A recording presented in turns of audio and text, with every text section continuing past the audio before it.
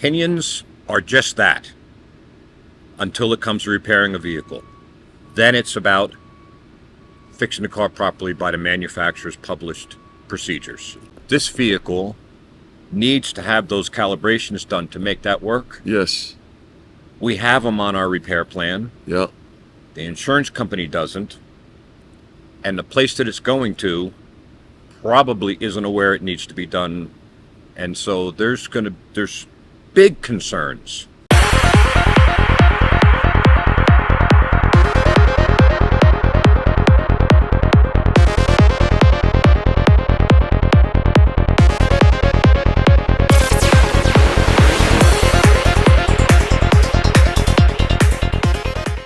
Hello, everybody, and welcome to another episode of the Airing of Grievances. My name is Reamer.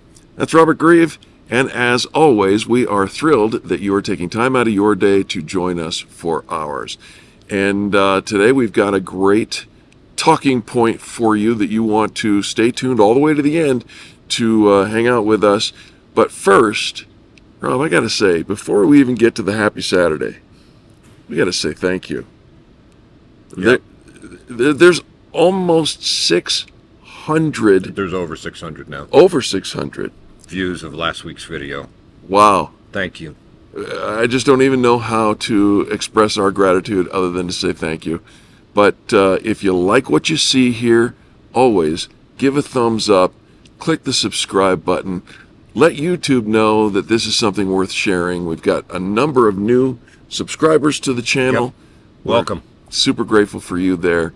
And with that housekeeping out of the way, Rob, Happy Saturday. Happy Saturday to you. My dear friends, happy Saturday.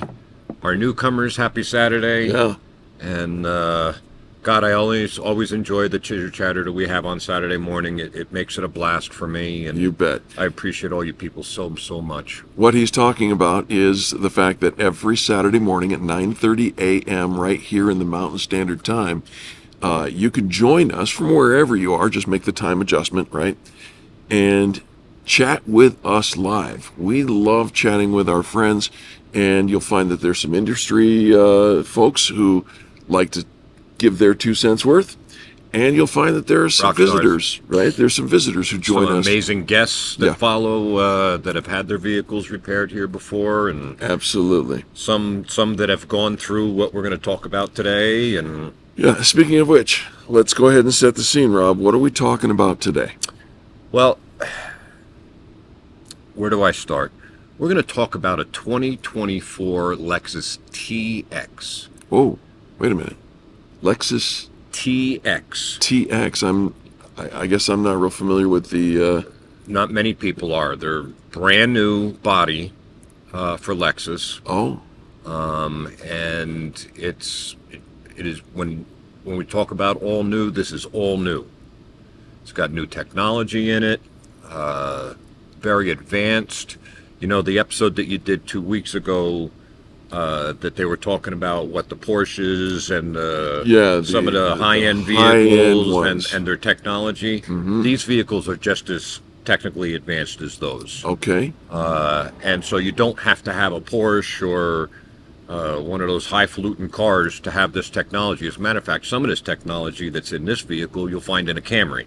So, wow.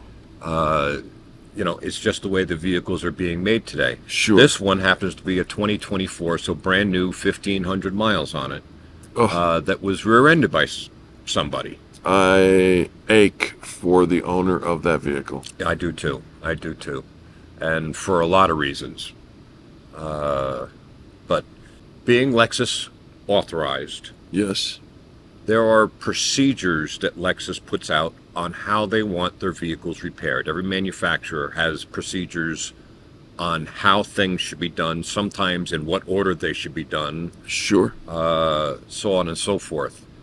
And so sometimes as a consumer, you need to make the choice. Do I want to go with the insurance company's procedures or the manufacturer's procedures?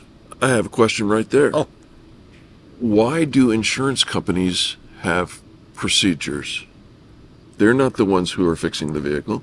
No, they are the ones funding the repair. We are the ones repairing the repair. and neither one of us should want to do the other person's job, right? I agree with I'm you. not interested in funding the repair, and they're not going to have anything to do with actually repairing the repair, but they tend to want to dictate the repair, and they do that by allowing for things and not allowing for things. Saying that we're going to pay for this, but we're not going to pay for that. Exactly. Got it.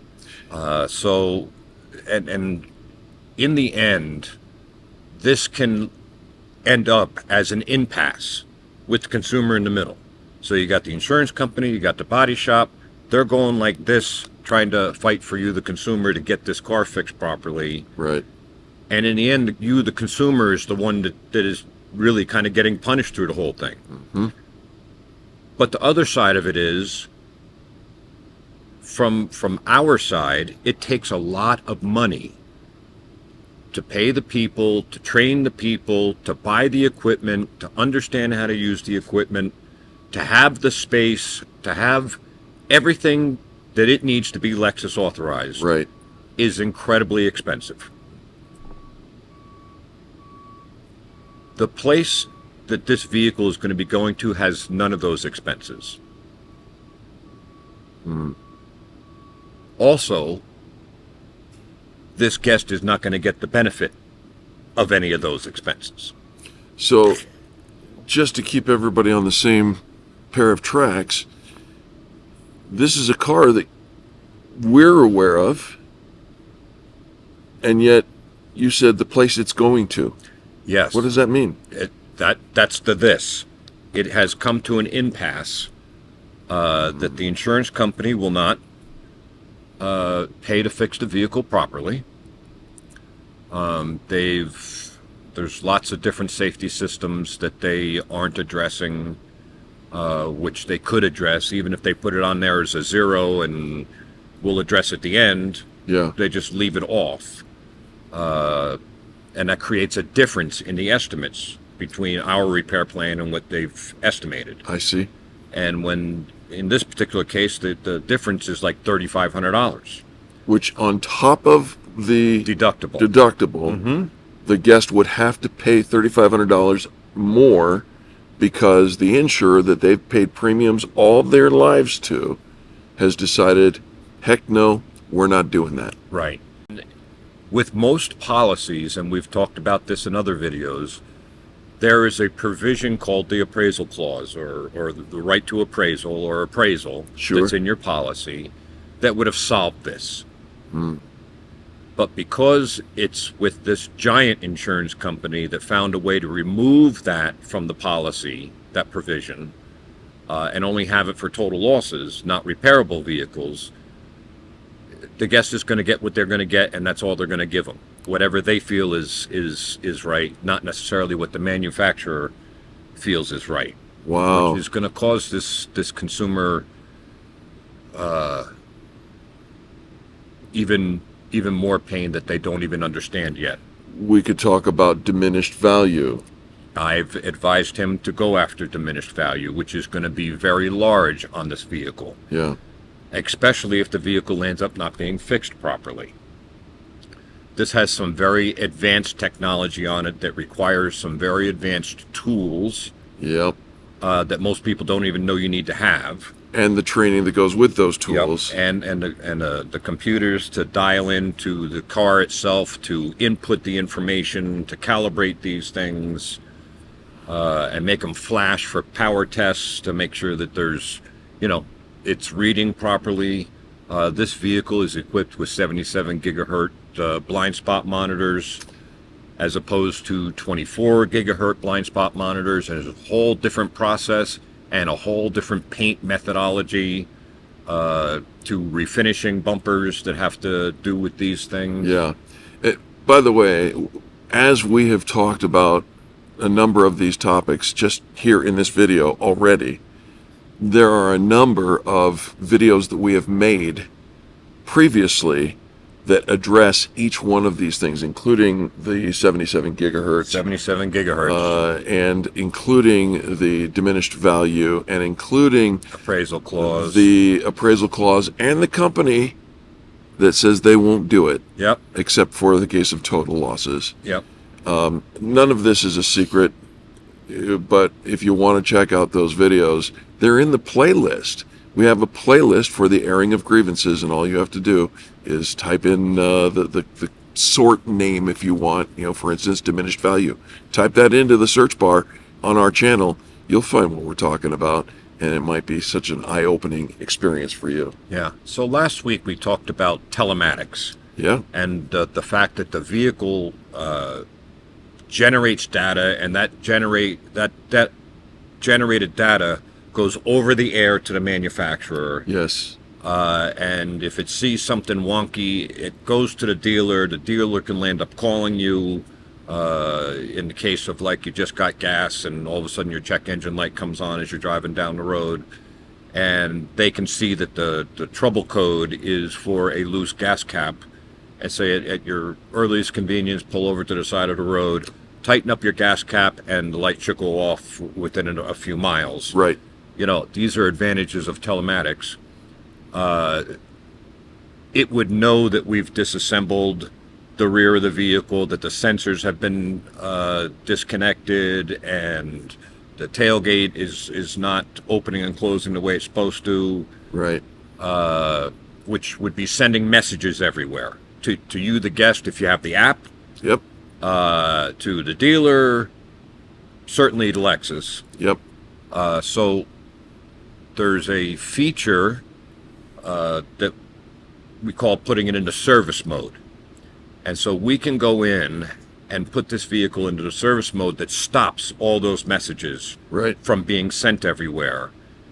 But it also stops the consumer from dialing into the car on their phone and possibly starting it while one of our employees is in the engine bay, or, there's... It's a necessary step. We do it to protect our employees. I mean, if you need to know the mileage, call us and we'll go and safely get you the mileage. Right. But many times, an agent or somebody needs the mileage off the car. Oh, you say that's easy. You dial into your phone, hit the thing, car powers up, gives you the mileage. We can't have that going on while the vehicle is in for repair, depending on, what the repairs are. So we turn it off. Yep. Well, this 2024 that's going to be going to another shop, I wonder if they know how to turn it back on, or if it needs to be turned on, or if it's even off. My guess is they probably do not. Wow. And there's a video circulating from a Ring camera of a neighbor coming out and driving down the road, and all of a sudden somebody's kid rides their bicycle right into the middle of the road simultaneously. Yes. And the systems equipped in that vehicle stopped the vehicle. You could see it wasn't the driver that stopped the vehicle. Right. You could see that it was the automatic braking system. It stopped on a dime. And everybody... lived happily ever Yeah. after. This vehicle needs to have those calibrations done to make that work. Yes. We have them on our repair plan. Yeah. The insurance company doesn't. And the place that it's going to probably isn't aware it needs to be done. And so there's big concerns. Yeah. You want your vehicle repaired the way the manufacturer says it needs to be repaired. Clearly. And looking after the things in all these safety systems to make sure that they're operating as designed, and the cameras and radars are calibrated and looking in the right direction. Yeah. This is critically important for you, the consumer. And insurance companies, they'll say that it's important to them, especially the closer you get to the top. They'll say, but it doesn't get to the boots on the ground who are trying to save the money. Right. And, these things have been on our estimate since the beginning, and we're now going on our second, third supplement of sending it back to them. And every time they come back, it's another couple $1,000s, but it's still $3,500 difference. You mentioned at the beginning of this story that you take the responsibility of being a Lexus authorized collision center very seriously. incredibly seriously. Right. I for any vehicle that we touch. Yeah, there's one way to do it, and that is the manufacturer's way. Yeah, and you have to have their tools in order to do it properly. Yeah, and so the story here for you folks really surrounds itself around two questions. Number one, is your insurance helping you get the proper repair? And number two, is the body shop working for the insurer instead of you? And those two questions. And what are you going to get back in return when, potentially dangerous. I don't believe that they could possibly know what they need to know with all the training that we've had to go through to know this, that they don't have the ability to get that training. It strikes me, Rob, that it would be appropriate to encourage our viewers here that if this ever becomes your story, if this is one of those things where there's a chasm of difference between what your insurer is willing to pay and what a shop with integrity is saying is the proper repair, that regardless, I mean, we understand that if you don't want to come out of pocket that much money, we get that. We totally get. We don't want you to come out of pocket anything other than your deductible. And you shouldn't. If you have one. Yeah. You shouldn't have to. Not at all. If you find yourself in this situation, I'm going to step out on a limb and say I encourage you to get a post-repair inspection as soon as you get your vehicle back.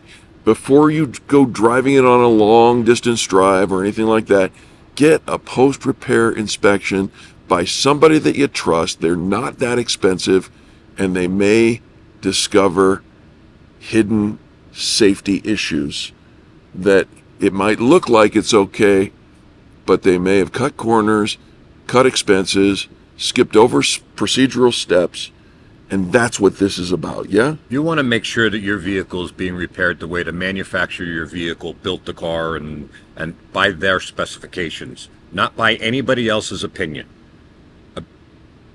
Opinions are just that until it comes to repairing a vehicle.